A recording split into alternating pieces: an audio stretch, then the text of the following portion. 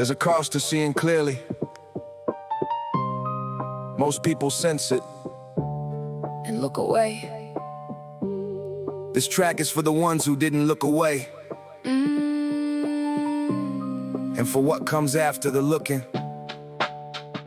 The first thing you lose when you see the full picture is the comfort of not knowing the fixture of the ordinary day, the news that makes sense in its given frame. The benevolent government, the pretense of the system as legitimate, is basically fair, it's flawed but functional. Once you see through the air of that assumption, you can't rebuild it, it's gone, and the grief of that is real. I'm not moving on. Without naming it, the morning of the world you thought you lived in, the flag that was unfurled at every ceremony suddenly looks different. The Pledge of Allegiance suddenly more significant, and what it asks of you to pledge to what exactly? To the republic or the empire? Let's be honest about what we live inside of. Naming it right is the first act of the awakening. Name it in the light. And the second thing you lose is your peer group. Sometimes the people who haven't followed you through the paradigms collapse, who still believe the given story, who look at you with concern now, who closed the book you handed them because the reading was too much. The isolation of the awake is real, the touch of the social sanction,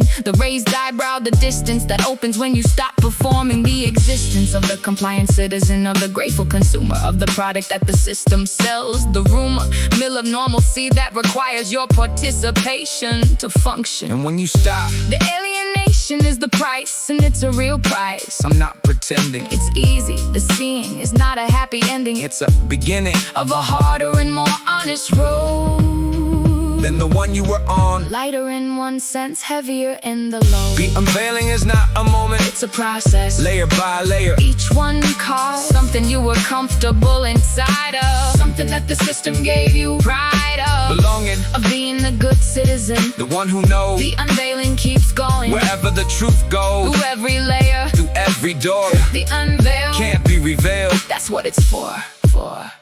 But here is the discipline the awake must learn. The pattern recognition that you've earned can become its own trap, can become the lens that makes everything a conspiracy, that bends every coincidence into a signal, every event into the proof of the architecture, the intent, the powerful behind each accident and tragedy. The discipline is rigor following the actually documented, the verifiable, the source, the court filing, the declassified, divorced from the speculation that feels like truth because it rhymes with everything you've already learned. These are the times when you need the discipline of the scientist and the prophet. Show your work and name the moral cost, don't drop it into abstraction. Keep the human in the frame. Every statistic is a person, every document has a name. And the third discipline, don't let the sin become the purpose. Don't let the being awake become its own identity, its own reward. The awakened person who does nothing with the sword of understanding, who just accumulates the knowledge and shares it in the echo chamber, the college of the already convinced is not the revolution, that the architects of fear, the only solution. The powerful cannot manage as organized people who see clearly and act together. The cathedral of resistance is not a podcast, not a threat, not a documentary binge before you go to bed. It's the union meeting, it's the mutual aid, it's the local council, it's the neighbor who stayed when the eviction came. It's the strike, it's the refusal of the individual to be the instrument, the tool, the fuel for the machine. That's where the unveiling leads, not to knowing, to doing. That's the seed. The architecture fears the person who sees, who names the system, and organizes, who proves that clarity doesn't lead to paralysis or rage, but to discipline, collective action. That's the stage. Beyond the red pill,